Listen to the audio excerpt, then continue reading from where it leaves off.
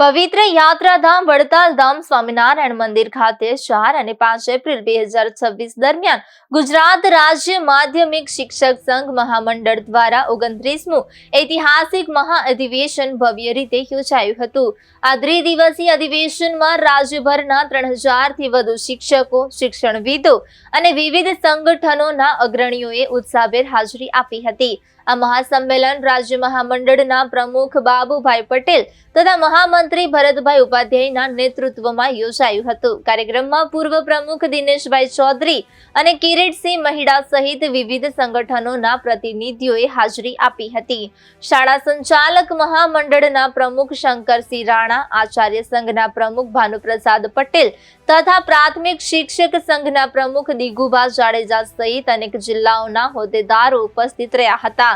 તમામે શિક્ષણ અને શિક્ષકોના હિત માટે એકતા અને સંગઠિત શક્તિનું મહત્વ ઉજાગર કર્યું હતું।